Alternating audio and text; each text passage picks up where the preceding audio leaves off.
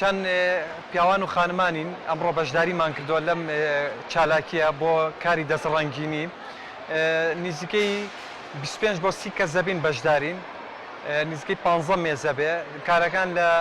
زۆر بابەت پێکاتون بۆ خۆم کاری دەستی بڵێن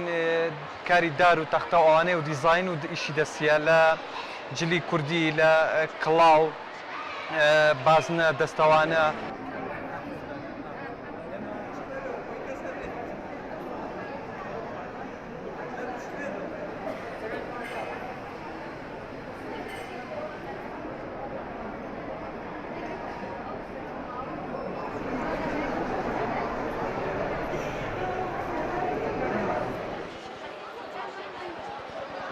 ئێمە وەکو گروپی خەیاڵی خانمان بەشداریمان کردووە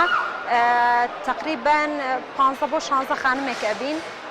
زۆر دەمێکە تقریبا 2 ساڵ و 3 ساڵە خەریکی ئەم کارین لە ماڵەوە کارەکەین و بۆ ئۆنلاینیش ئیشەکەین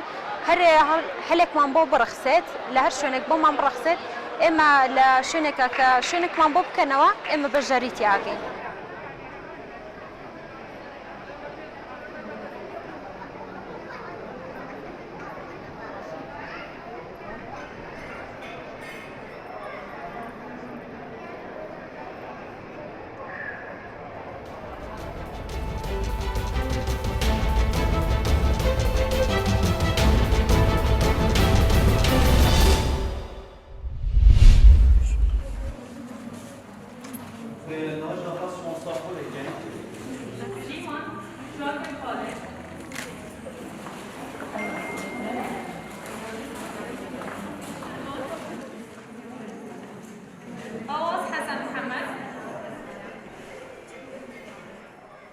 ونیسی بازدار و جانا ام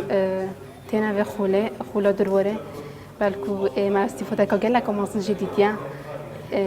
او تشتماناسونی شیک میچزانی خوله درواره ام دست خوشیل نواندا بالا بنگه سرهدان کن کرابوی به چنده و هر آفرتاکی هر کچکی جند کرد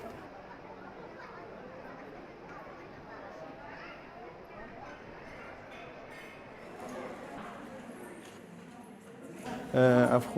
خولا درواره بو هشت که چسنوی نواندا بالا دهو هاد بو وکیلن بو مای های وکی آبشکدار بو هشت که چته دا بجدار بوند و خوله دا سه سرکفتی هات نهل بجدارتون و کو سرکفتی که کو رابونه کرکرن و درین و جلو برگت کردیم تمامت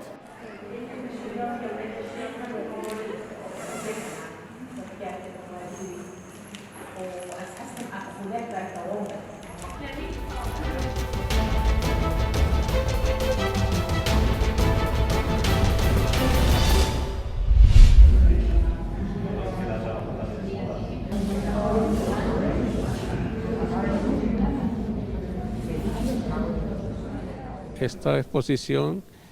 la empecé en 2005, o sea, lleva casi 15 años trabajando en ello.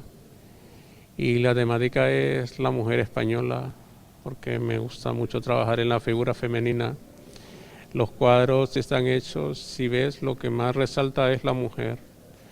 Pero luego a mí me gusta mucho la arquitectura, me gusta mucho la arquitectura árabe. Y España tiene mucho, entonces me ha servido un poco de fuente de inspiración y en ellos también pinto de fondo muchos edificios emblemáticos de Madrid, que me gusta mucho Madrid, Andalucía. Son cuadros que llevan 15 años pintados, se empezó en enero, pero vino la borrasca, se tuvo que cerrar